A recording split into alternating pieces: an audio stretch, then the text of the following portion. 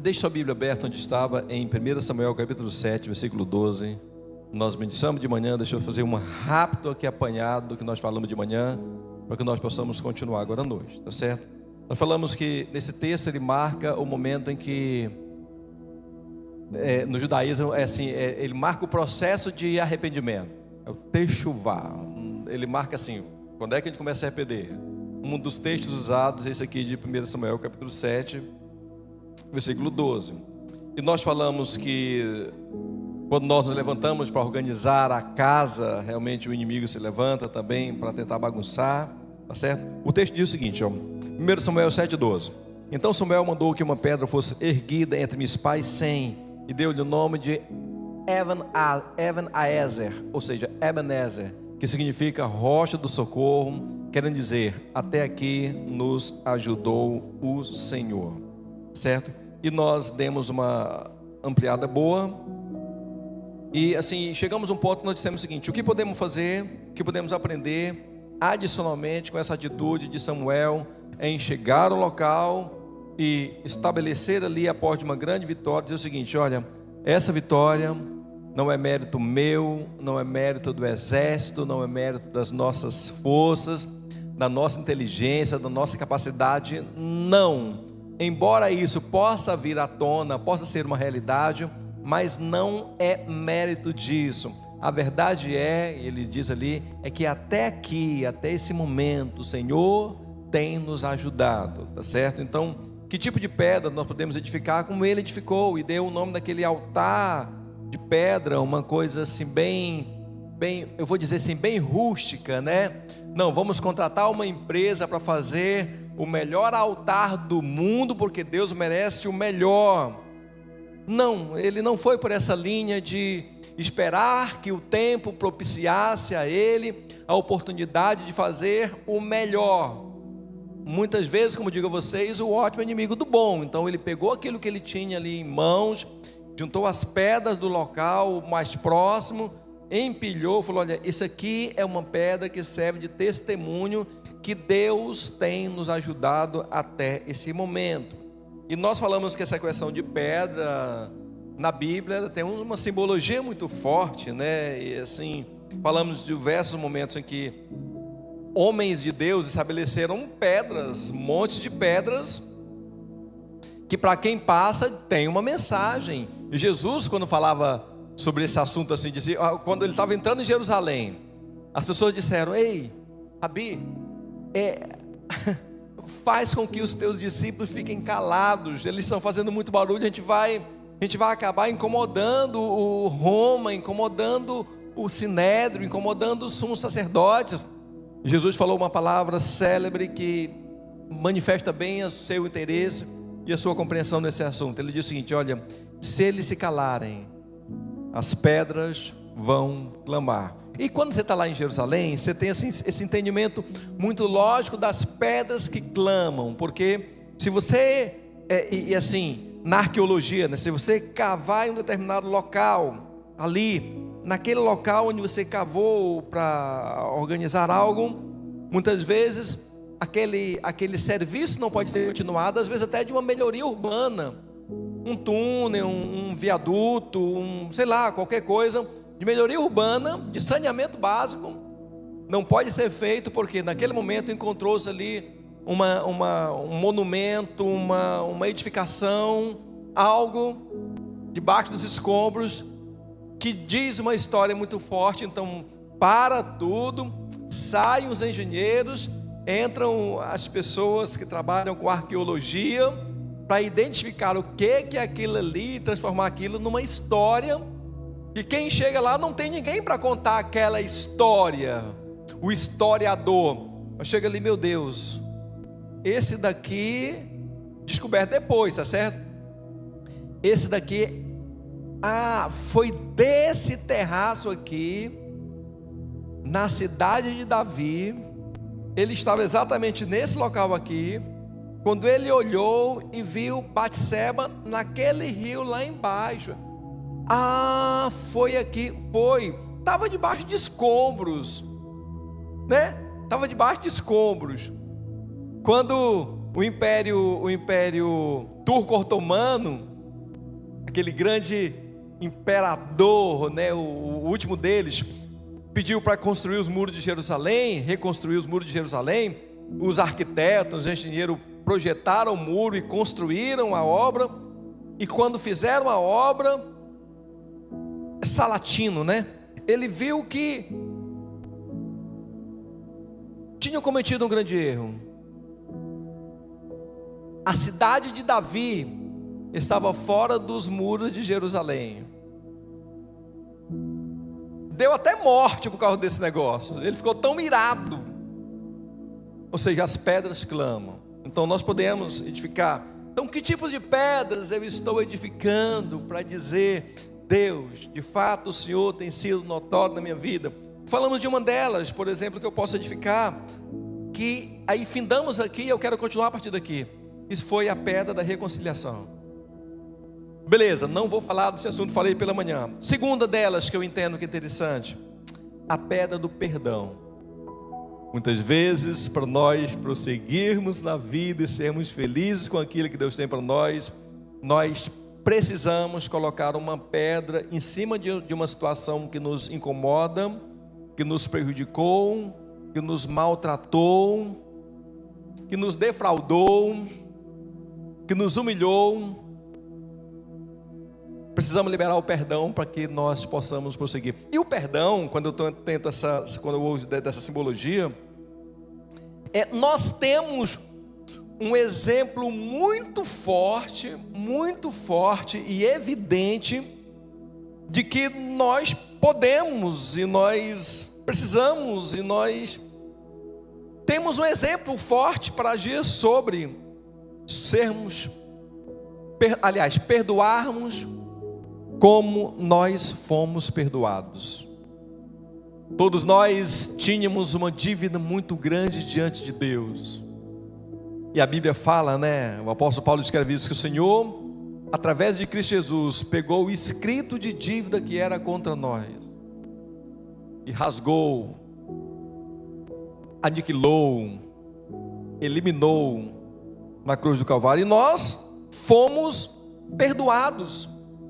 Imagine a cena, uma cena ilustre desse assunto, quando os irmãos de José chegaram no Egito e viram que aquele a quem eles tinham maltratado, jogado no poço, sobre quem tinham mentido para o pai, dizendo que um animal feroz tinha devorado o filho, e passados ali alguns anos, eles chegam no Egito, encontram com aquele irmão lá de trás, agora como um homem importante na política do Egito, na economia do Egito, e ali ele, meu Deus,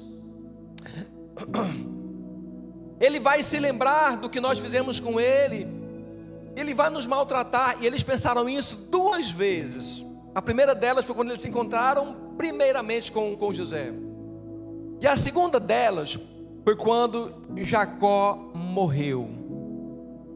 E eles falaram com José: José, pelo amor de Deus, durante o tempo que o papai estava vivo, eu sei que por amor ao papai você não fez nada conosco. Agora que o papai faleceu, nós te rogamos, não faça nada conosco, com nossos filhos, com nossos netos, com nossa descendência, não nos maltrate. E José usa uma das frases mais importantes na Bíblia sobre perdão.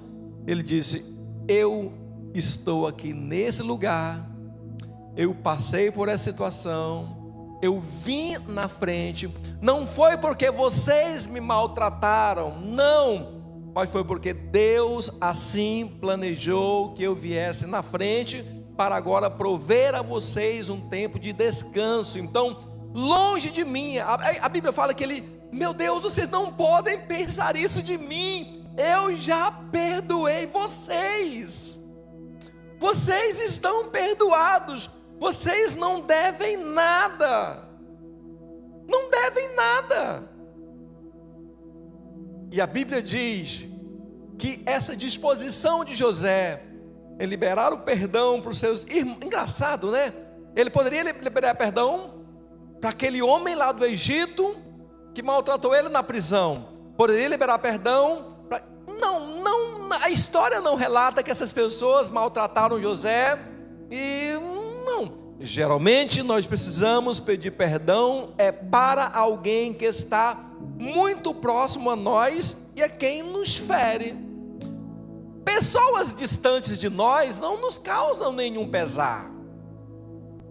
Pessoas próximas a nós é que nos ferem, que nos magoam.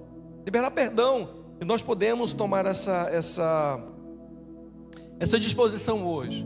Meu Deus, assim como Samuel colocou uma pedra para tipificar que ali Deus tinha dado uma grande vitória, que eu nessa noite decida colocar uma pedra ali nessas condições, nessas situações que tanto tem me feito parar, quer seja a um chefe do trabalho, a um colega do trabalho que prejudicou você, quer seja a um pai, a uma mãe, a um parente, a um irmão, alguém próximo.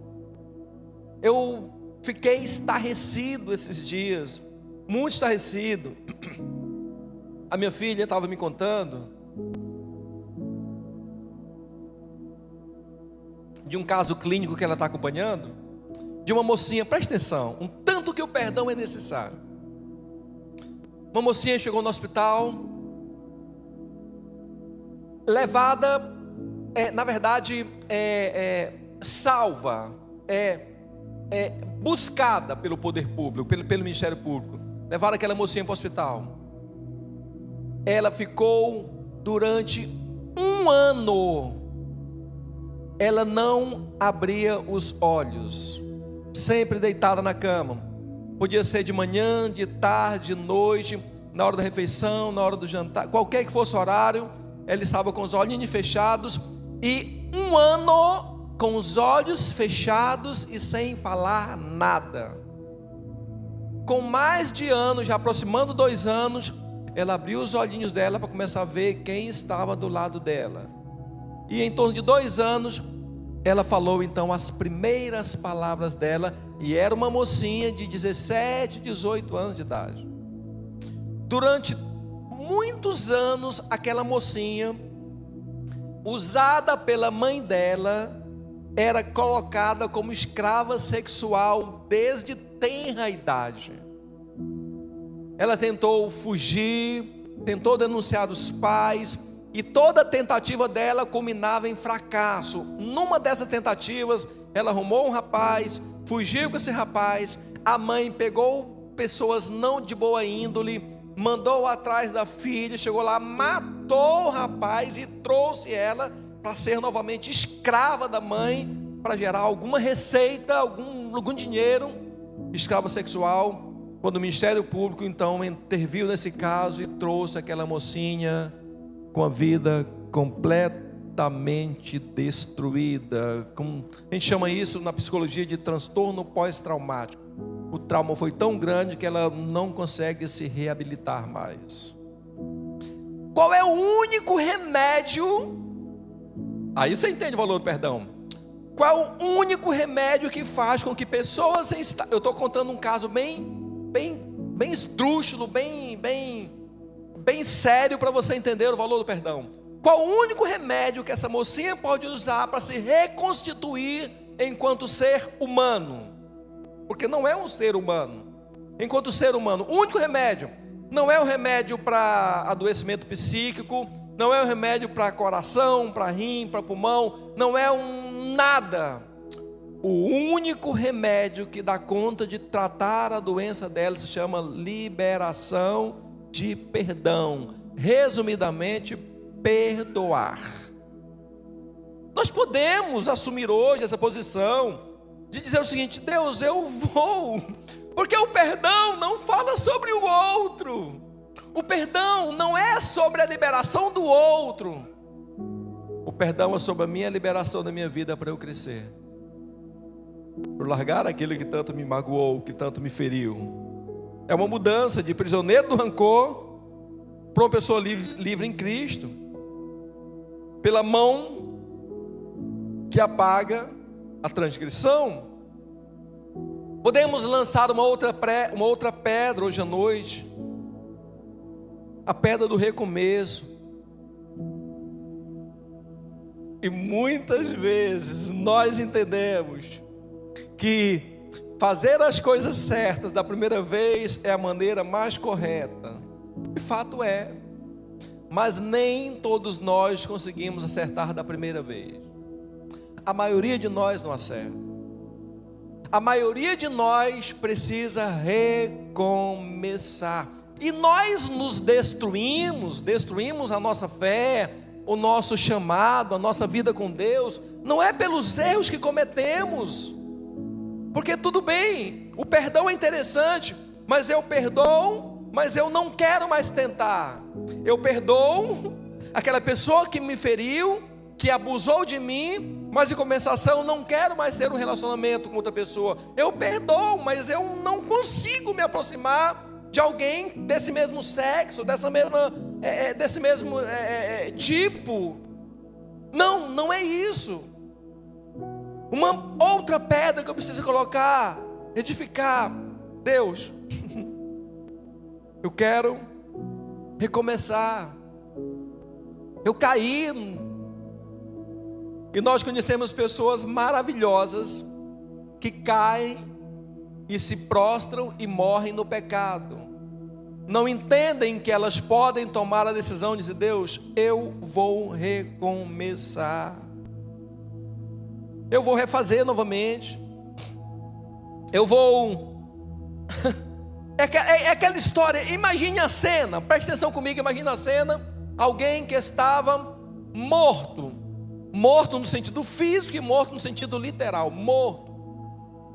Alguém iria se referir a ele, chamaria ele de o morto fulano de tal. Jesus chega naquela cena em João capítulo 11, e ele nos dá uma palavra muito forte nesse sentido. Ele fala: olha, Maria, Marta, quem estiver me ouvindo, se vocês crerem, vocês verão a glória de Deus. E o que Jesus falou quando chegou perto daquele que estava morto há 4 dias, já em decomposição? Ele falou: retira a pedra, dê a ele um recomeço. Aquele homem que estava morto no túmulo, daqui a pouco estava sentado ao lado, comendo com Jesus, servindo de testemunha. Sabe, Jesus tomou a iniciativa de nos dar a oportunidade de nós recomeçarmos. Então, eu não serei condenado pelos erros que eu cometi, mas eu me autocondeno quando eu não quero retornar e acertar novamente e fazer.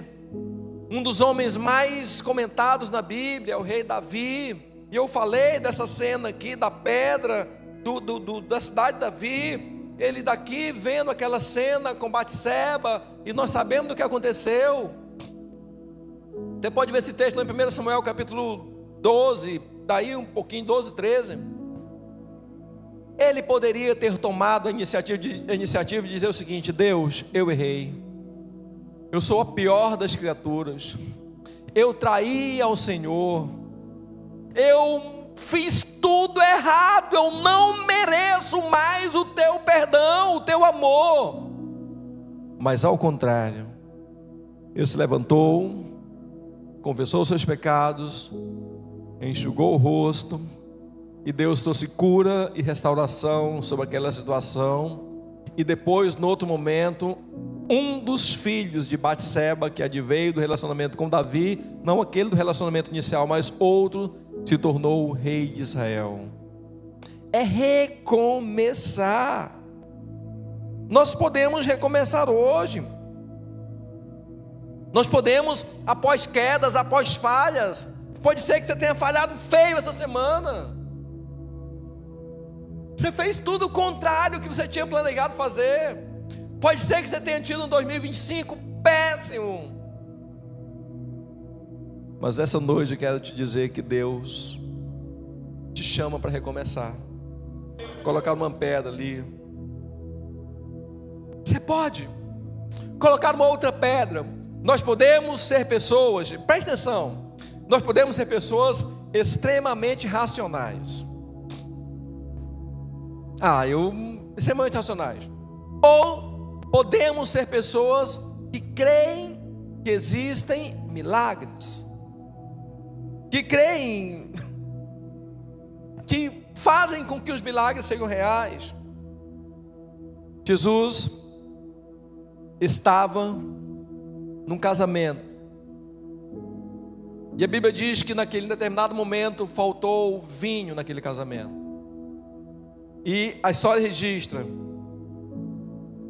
que os servos encheram com água aquelas talhas de pedra. Jesus, tendo ali aquele elemento nas pedras, fez com que aquelas pedras se transformassem em vinho. Nós podemos ter a nossa vida direcionada por milagres.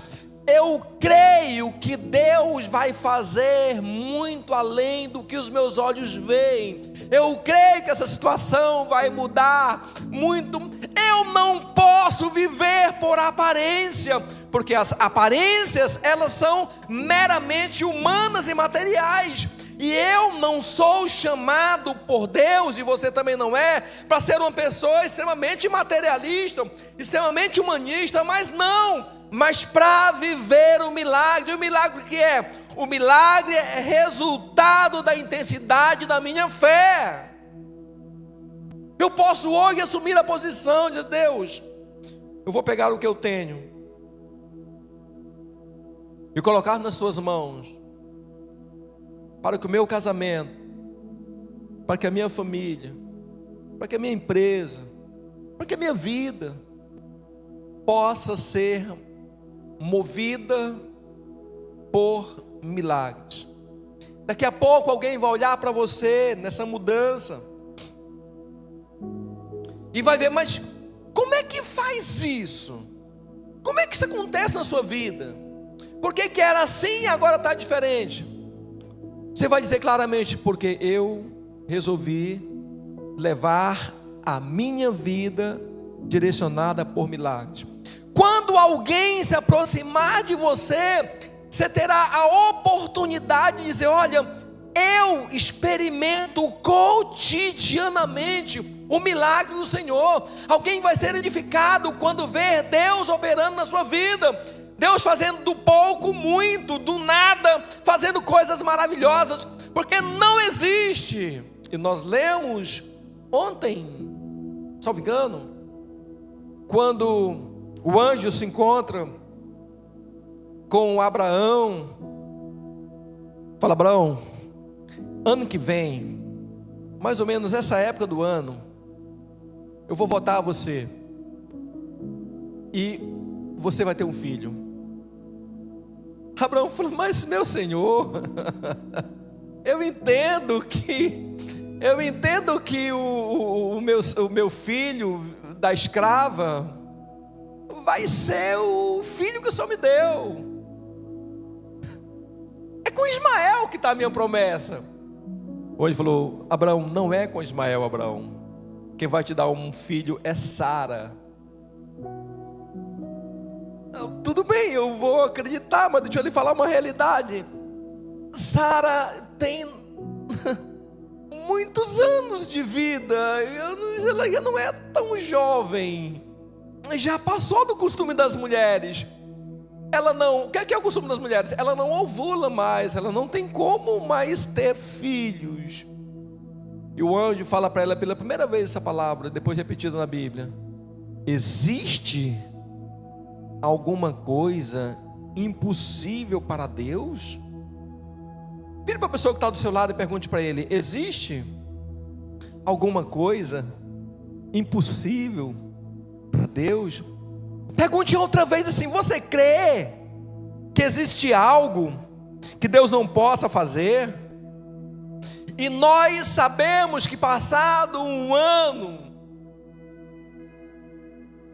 lá estava o velho Abraão, segurando aquela linda criança no colo, e a velha Sara, a idosa Sara, cantando músicas de adoração a Deus, porque dizia: Deus, de fato,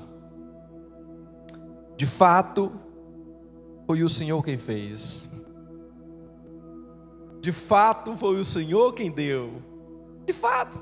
Outra pedra que eu posso colocar na minha vida, de verdade, a pedra da libertação, representa a quebra de cadeias espirituais.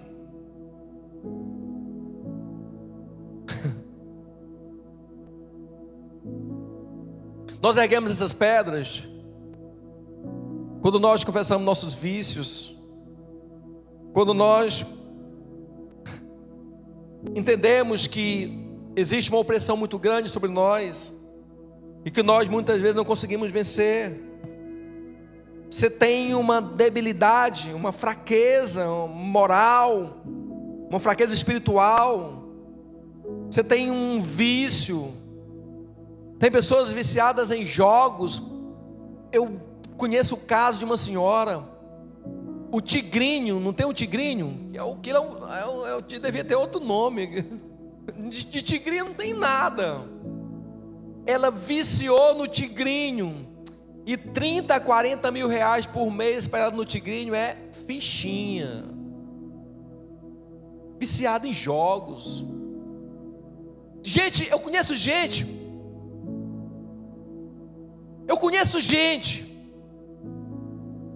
bem informado, bem instruído, bem equilibrado socialmente, mas por trás daquele equilíbrio social e moral visível, tem uma pessoa que cria um perfil falso na internet, que alicia crianças na internet, que entra em vídeos não adequados para pessoas normais, vê pornografia. Mas essa pessoa tem uma disfunção sexual muito forte. Não é uma disfunção sexual, é vício em pornografia. E a luta contra a pornografia hoje, a igreja enfrenta duas lutas enormes. Uma delas na área sexual é a pornografia. Você pode ter esse vício, e eu acompanho, vejo, esse vício não é um vício de homens, não é um vício de mulheres, não é um vício de idosos, não é um vício de jovens, pessoas, homens, mulheres, em todas as fases da vida, casados e solteiros, viciados em pornografia. Tem uma vida completamente destruída. Mas eu sou casado, eu tenho meu cônjuge, eu tenho a minha vida sexual ativa. Muitos dessas pessoas viciadas, deixam de ter relação sexual com seu cônjuge e preferem alguém virtual, imaginário, não existente, pagando por causa do vício. Você pode hoje assumir uma posição. Deus, a libertação do Senhor é algo que pertence a mim, é algo que é para mim. Eu conheço casos de pessoas, presta atenção, mulheres que à noite, olha o que é uma opressão, elas sentem o corpo delas sendo abraçado por alguém, não é um sonho, e elas são abusadas por demônios. Isso é conversa de que não seja na sua casa. Opressão maligna. Cenas que você vê, cenas que você presencia e que entra como uma flecha do diabo na sua mente para lhe destruir. Você pode hoje assumir a posição de ter uma mente sadia, de ter uma vida sadia, de ser uma pessoa liberta pelo poder que há no nome de Jesus. Não existe nenhuma opressão maligna, não existe nenhum demônio dos infernos, não existe ninguém que tem poder sobre a sua vida, a não ser que você mesmo permita que ela tenha tal acesso.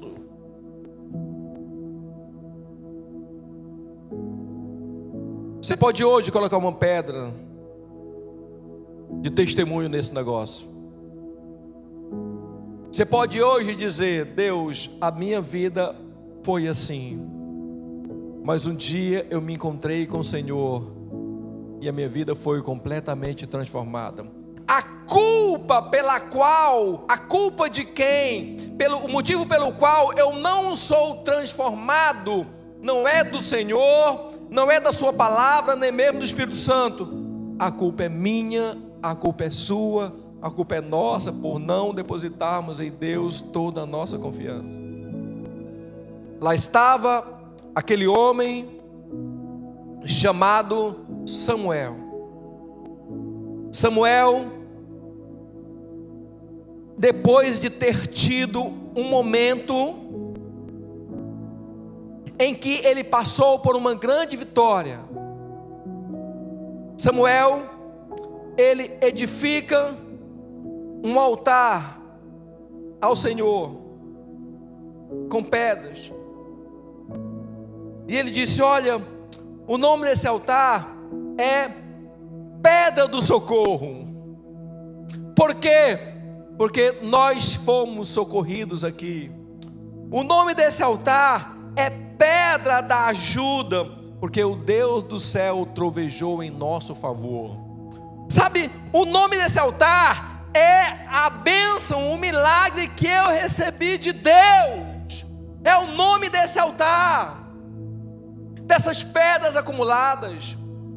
Você pode tomar hoje a iniciativa de fazer assim como Samuel, edificar pedras que mostrem o quanto Deus tem agido na sua vida. Você entende? Quem está comigo? Amém? Quem está comigo? Segunda questão desse texto, que eu considero extremamente importante, e eu já vou encerrar por causa do horário. Segunda questão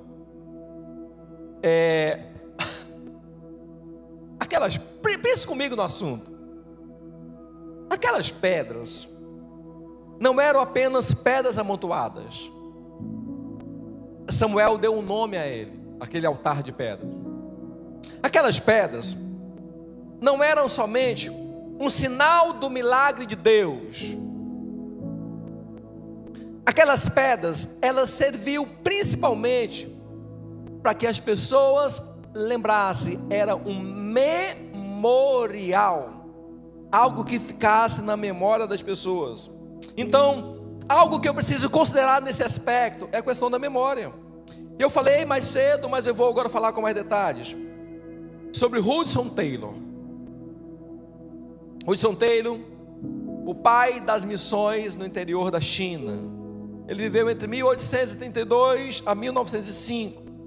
E eu falei a vocês, deixa eu lembrá-los, que aonde Hudson Taylor morava, ele colocava na placa da casa onde ele morava 2 palavras, 3 palavras aliás: Ebenezer, Jeová Jiré.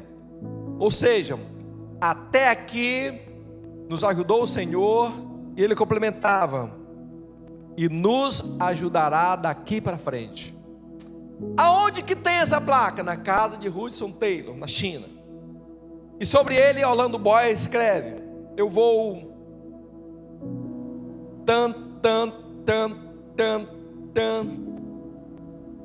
Deixa eu falar algo que eu não falei de manhã. Isso.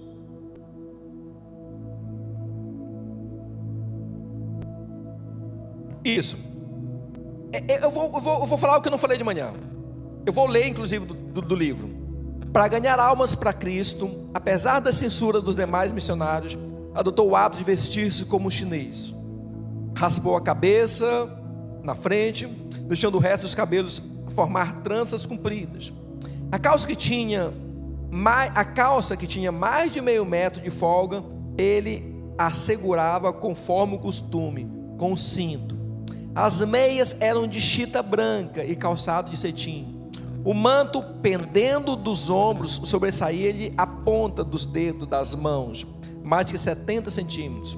Mas uma das cruzes mais pesadas que o nosso herói teve de levar foi a falta de dinheiro, quando a missão que o enviara ficou sem recursos para mantê-los. Um homem de 21 anos de idade, que recebeu uma chama muito forte no seu coração para ser missionário na China, quando a China era um local completamente sem estrutura alguma.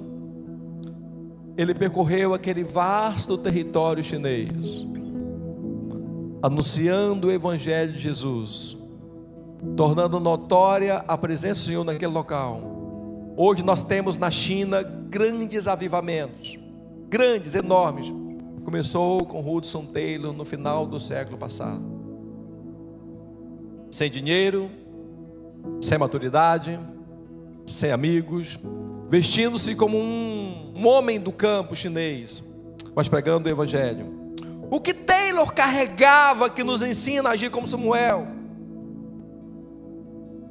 Porque, entenda comigo algo interessante: a fé que não se recorda, rapidamente se corrompe. Deus fez algo com você, mas você não recorda aquilo ali, rapidamente se corrompe. Por isso, o Deus que ajuda, ordena que a ajuda seja lembrada. O que nós precisamos fazer para que os fatos que Deus fez por nós sejam sempre notórios em nossa vida? Primeiro, medite na bondade do Senhor. E eu tenho entendido muito essa bondade nos últimos anos. Medite na bondade do Senhor. Salmos 34:8. Vamos para a palavra, né? Salmo 34:8 diz o seguinte: provai e vede como o Senhor é bom. Como é feliz aquele que nele se abriga. Eu não tenho paz na minha vida, vivo uma vida completamente destruída, acabada, aniquilada. A palavra nos diz: olha, Ele é bom. Prova, Yasmin, prova, provai. Se vocês, foi o bispo que falou, não é o que eu estou falando a vocês, é o que a palavra nos convida a fazer. Provem, vejam com seus próprios olhos, saibam e descubram que Ele é bom. Observem como são os homens que seguem o Senhor, como são as mulheres que seguem o Senhor, como são as crianças criadas no Evangelho. Observe como é a família onde o Senhor está presente. Observe como é a empresa que o Senhor conduz ali com seus proprietários. Observem, tirem as suas próprias conclusões, deixem gravado na memória que não existe ninguém melhor que Deus. Outra coisa que eu preciso fazer para ter na minha memória: saber, e além de saber, declarar que suas misericórdias não têm fim. Lembrar-se que as suas misericórdias se renovam a cada manhã. Lamentações 3:22, Lamentações de Jeremias 3:22, 23. Esse texto foi escrito, preste atenção. Esse texto foi escrito no momento de muita dor. Israel estava sendo devastado pelo inimigo.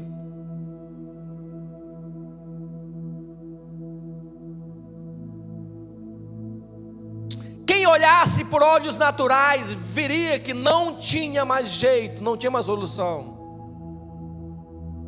Jeremias, o profeta melancólico, chorão, duro profeta, mas era chorão. Ele fala o seguinte: olha, a bondade do Senhor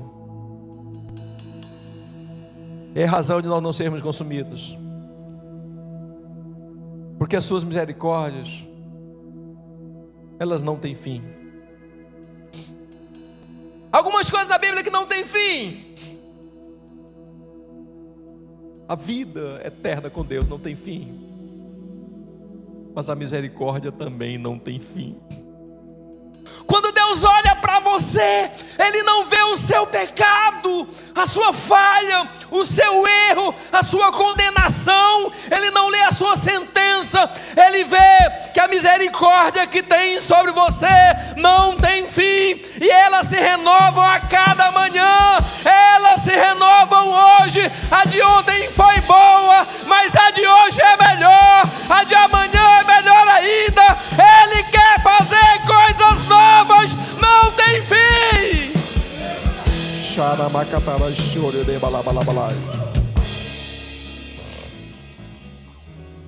Outra coisa que eu preciso fazer para a gente já orar, eu preciso entender, eu preciso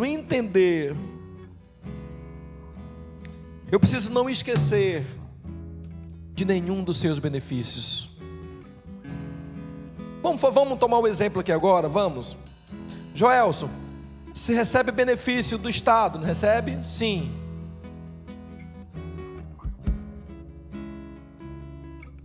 Você sabe qual é o nome do seu benefício? Sabe? Praticamente ninguém que recebe um benefício, quer do Estado, do governo, de qualquer pessoa, esquece o nome desse benefício. Praticamente todos nós lembramos que existe esse benefício, você sabe dele pelo nome da lei. Nós precisamos lembrar, não nos esquecer de nenhum dos seus benefícios. É quando eu paro numa situação muito de tristeza,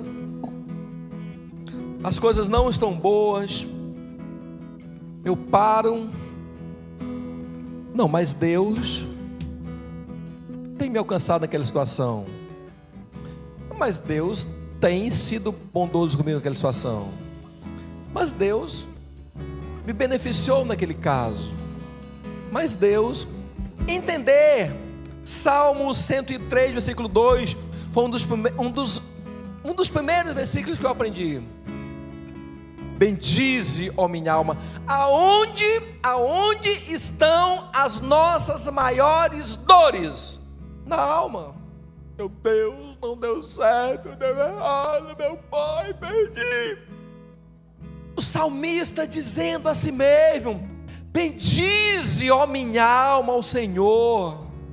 Não reclame, não murmure, não coloque dificuldades, não coloque impossibilidades, não coloque barreira entre você e o milagre, não coloque barreira entre você e a promessa.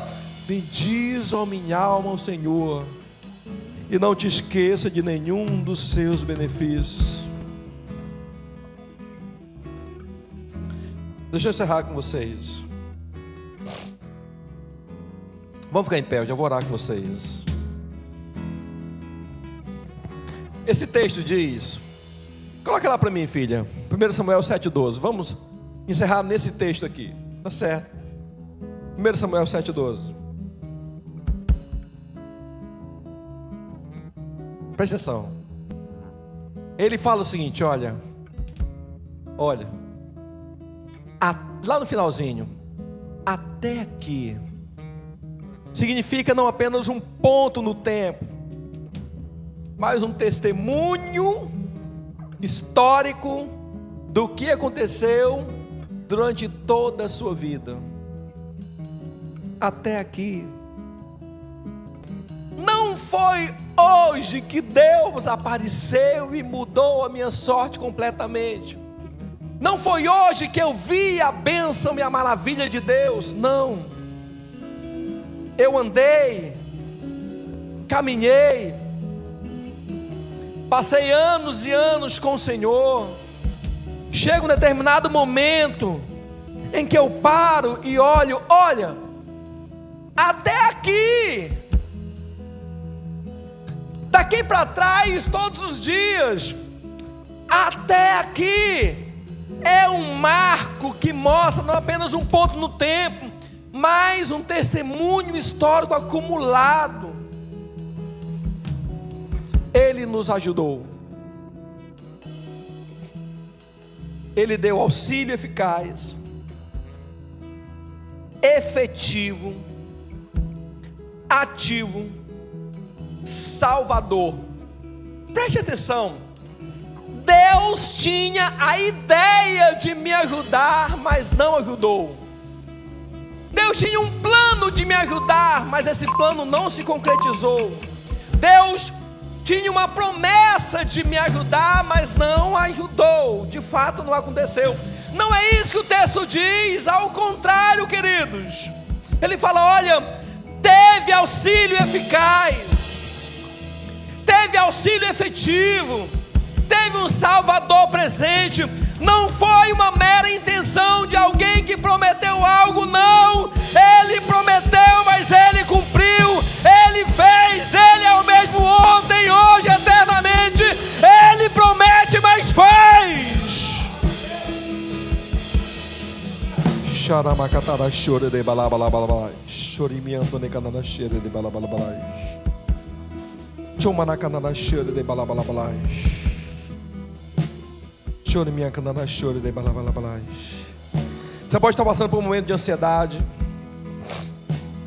de depressão, de solidão, de desemprego, de doença, de dívida, de medo, de desespero, de abandono, de traição, de vício, de dor, de falta, de crise, de angústia, de incerteza, de cansaço, de culpa, de opressão, de perda e muitos outros males.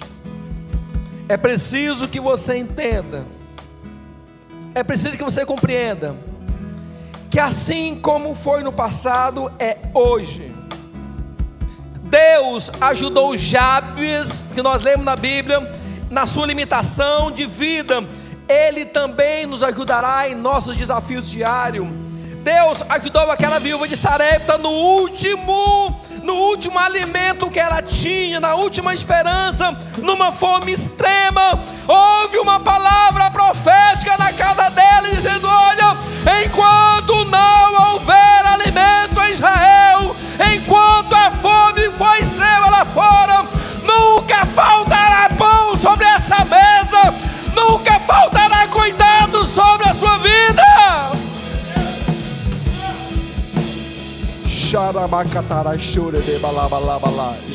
Deus ajudou o profeta Elias em tremenda dificuldade e desespero. Lá veio o corvo trazendo o alimento para o profeta. Deus ajudou Naamã com aquela lepra incurável. A única palavra que ele recebeu não foi, por exemplo, você está curado, levanta e anda. Você está curado, vá. Não, mas a palavra que ele recebeu, vá e se lave no rio, se molhe nos rios, nas águas do rio Jordão. Deus ajudou aquela sunamita na morte repentina do seu filho. O desespero bateu na casa dela. Ela procurou o profeta e disse, profeta, acaso eu te pedi um filho? Meu filho morreu. O profeta correu até aquela criança, se deitou sobre ele, profetizou sobre ele, e aquela criança que já estava morta ressuscitou, porque o Deus que acompanhou, que fez o milagre naquela vida daquela mulher, porque ela tinha ofertado na vida de um profeta, também vai visitar a sua casa. Pode ser um filho em desespero, pode ser uma família em desespero. O mesmo Deus que agiu com aquela mulher também age na sua vida.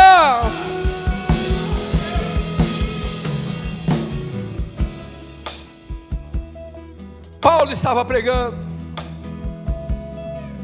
e de repente aquele homem, o que ouvia Paulo, caiu.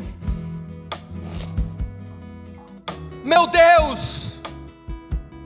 Não, uma das últimas palavras públicas de Paulo, um dos seus ouvintes caiu e morreu. A Bíblia diz que ele caiu do terceiro andar. A Bíblia diz que Paulo desceu até o defunto. Quando o viu morto, ordenou e aquele morto ressuscitou. Pode ser que tenha havido morte na sua vida. Pode ser que algo tremendo, algo ruim tenha acontecido. Pode ser que um parente tenha se perdido nas drogas, no mal, no vício, na cocaína, na heroína, na maldade, na bandidagem. Pode ser que hoje você esteja chorando a morte de alguém muito próximo de você. Mas aquele mesmo Deus que ajudou, continua agindo hoje. Se você crê nessa ajuda, dê uma salva de palmas ao Senhor. Ele é o mesmo ontem, Ele é o mesmo hoje, Ele é o mesmo eternamente.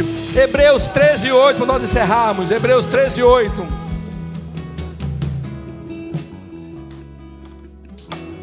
Vire para a pessoa que está do seu lado agora, profético.